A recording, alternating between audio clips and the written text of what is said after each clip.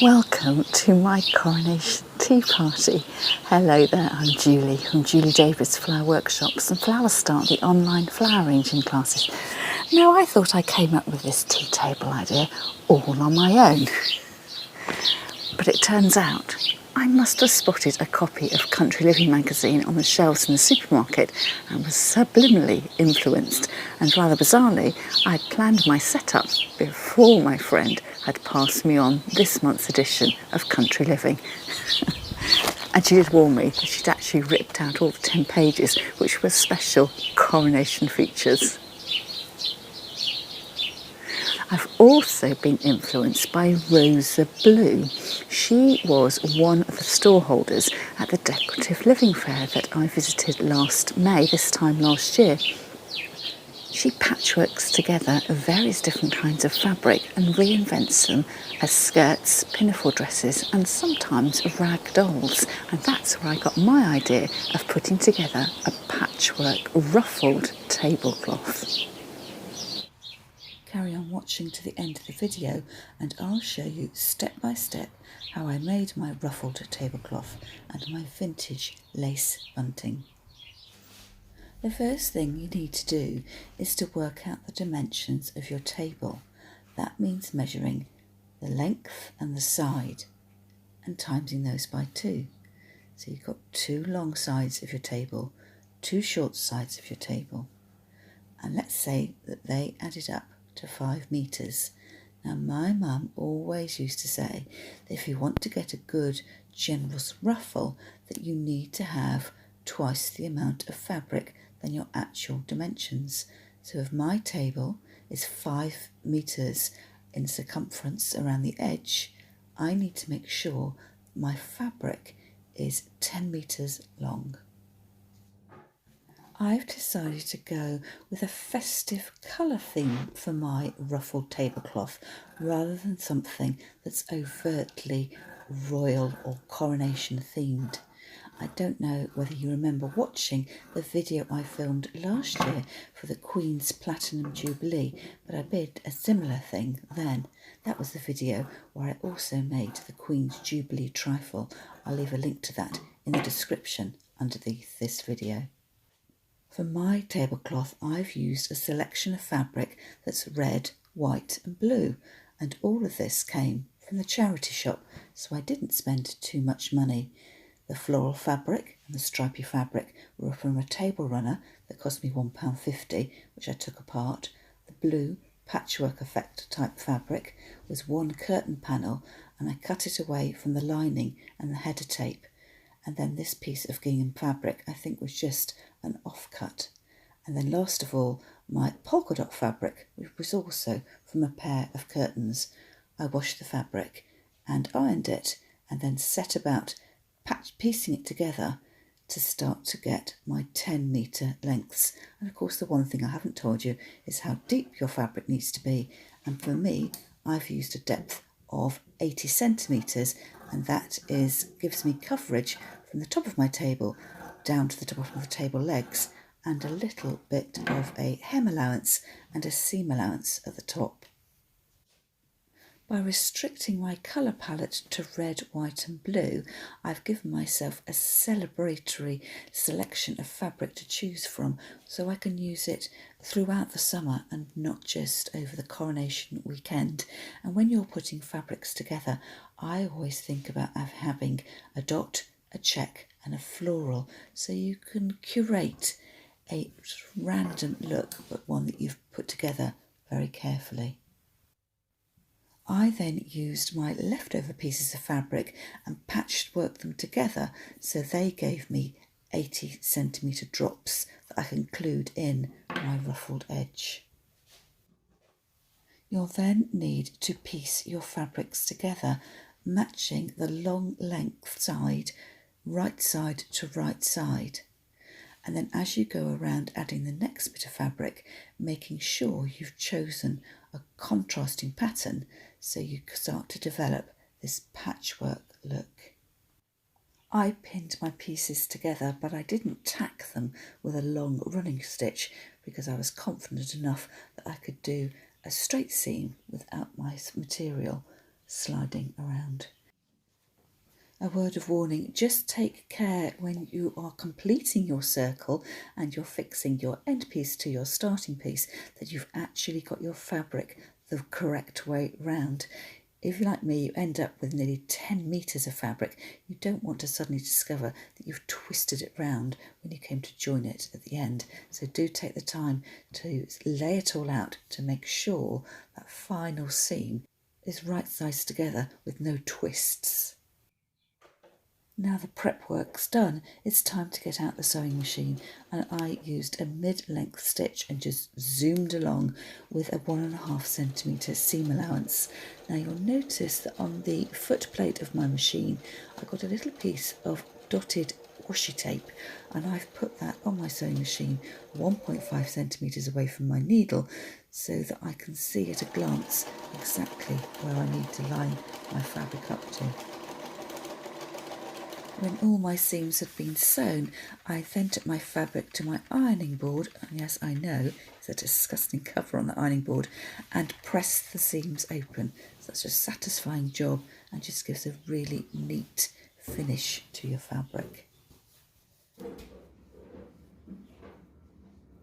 The next thing I did was iron up the allowance for my hem, so I turned over, I think it was about 5 centimetres, and ironed that in place, and then tucked in the top edge of the hem so you couldn't see that raw edge.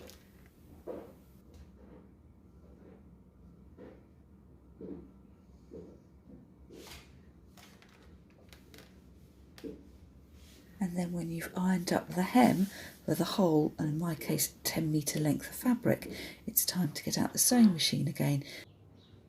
And then for the tricky bit, which is attaching the ruffle to your tablecloth.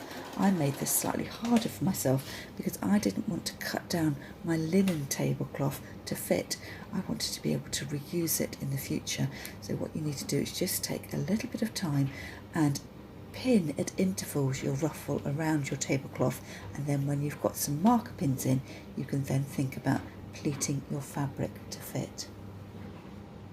And then it's back to the sewing machine, and this project is done. It just needs a really good iron.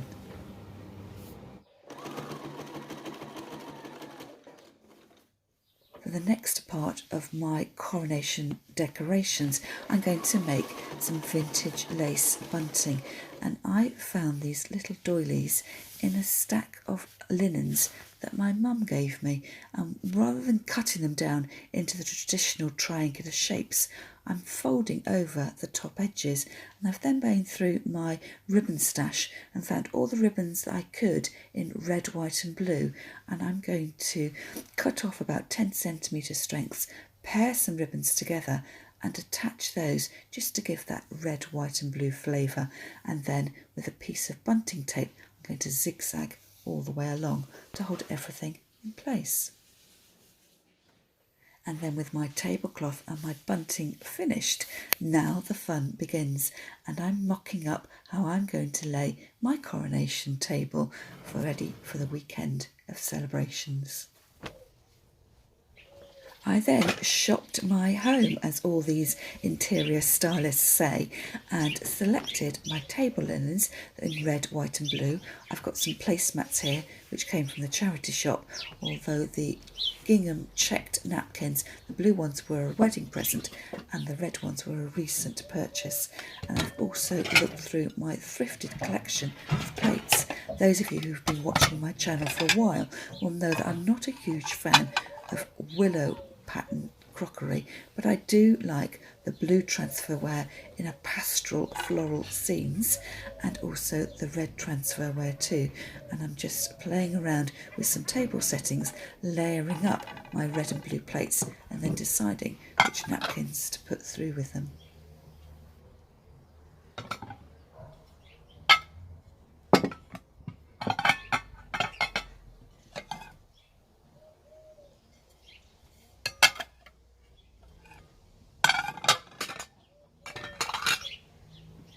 I love a well-packed table, so I'm just mocking up here. I'm not putting any glassware down and no crockery either.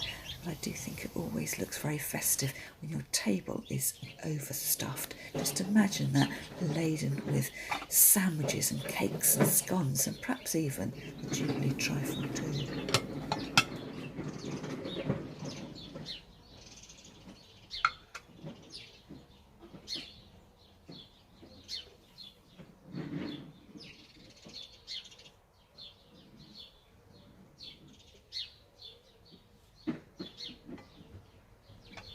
My Union Jack teapot's going to get pride of place. That was another thrifted find a few years ago. And then, of course, any celebration tea table needs a beautiful floral centrepiece. So if you are a regular viewer here on YouTube, you may well have seen me make this flower arrangement in one of my YouTube lives at 9 o'clock on a Tuesday morning. So I'll leave a link to that project in the description underneath this video. And just to make it a little bit more festive, I'm adding in 2 paper Union Jack flags, which I saved from the Platinum Jubilee last year. And this little headscarf or neck scarf in red, white and blue is also a recent thrifted find, which I found for £2. My niece gifted me this rag wreath that she made for the Platinum Jubilee celebrations last year, and I hung it on my door last year, and this year I'm going to repurpose it and add it in as a little chair back detail for my special guest of honour. And then for a few decorative finishing details, so I'm switching out the cover on this particular cushion for a thrifted Union Jack cushion cover, which cost me 50p at a car boot fair last year. And then I'm going to put a long cushion, or a mat it actually is, onto that very uncomfortable wrought iron chair on my patio. And this is made out of a old Union Jack flag. I've backed it with some wadding and another sheet of fabric behind, and I use that actually as a rug or a mat when I'm lying out in the garden reading a book in the summer. And then for some finishing details, I am going to add in my thrifted teacup and saucer, hang up my bunting, and then I will show you in more detail some of my thrifted finds. So this is a very recent purchase, £2 for a little milk jug. It's actually made as a celebratory piece for the Queen's Cheval Jubilee in 1977. And it comes with a matching sugar bowl, which is a little bit cheaper at £1. So if, like me, you like turning over all the crockery that you come across in the charity shops, so check out the back stamp. Here is a little bit of a detail for you, and you'll see there the little adhesive yellow hanger, because some of these plates I display on my wall. They just need a really good washing up before I use them as serving plates, and I'll do that by hand in order that little sticker doesn't rub off. This little, what looks like a faded plate, is made by Midwinter. And underneath I've paired it with an ironstone plate, and in fact this was one of the first blue and white plates I ever bought.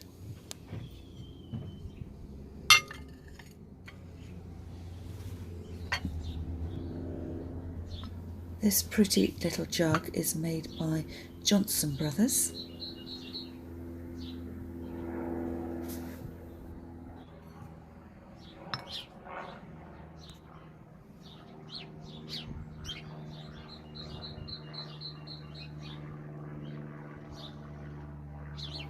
And here's a close-up of my finished bunting.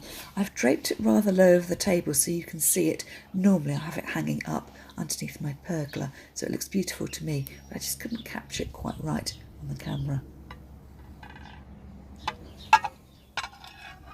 Here's another plate with a little sticky disc on the back. I think that was by Mayotte.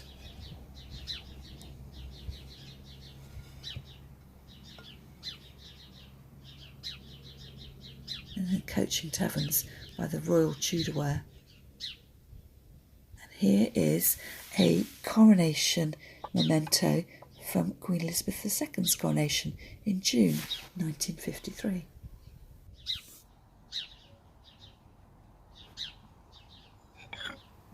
This little bowl, I'm not sure whether it's a sugar bowl or a little serving dish, is made by Woodsware in the Enoch Woods range.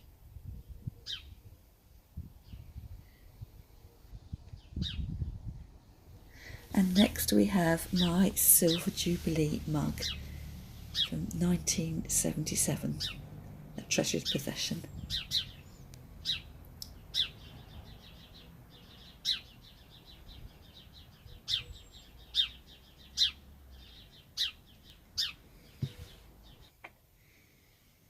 And I picked up this little coaster from a church sale last summer. Another blue and white transferware plate. Colonial Village. And then a rather chewed Silver Jubilee pencil from 1977.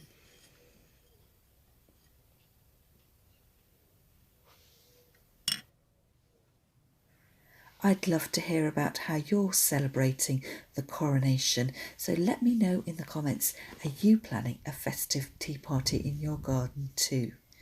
And as we pan out and look at my ruffled patchwork table, I'm reminded of the fact that, like the fitted sheets on your bed, it's very hard to fold and store this kind of tablecloth, but I'm hoping those folds are just going to fall out and they'll look perfect when we actually sit down for tea. Well, I do hope I've given you some inspiration as how perhaps you could make your own coronation tea party a little bit more special. Perhaps you might like to make your own bunting. You might even have some vintage crochet doilies or even some old handkerchiefs that you could use. You know, the cotton type that we used to wash and iron every time. And don't forget, when you're out at the charity shop and you're looking for fabric, don't always look for the fabric itself. Have a look at the curtains and the duvet covers and see what you could cut up and repurpose. The same goes to gentlemen's shirts as well. They're quite large and that's a really good source of fabric. Well, that's all from me for now. Let me know how you're celebrating the coronation in the comments and I'll see you again next time.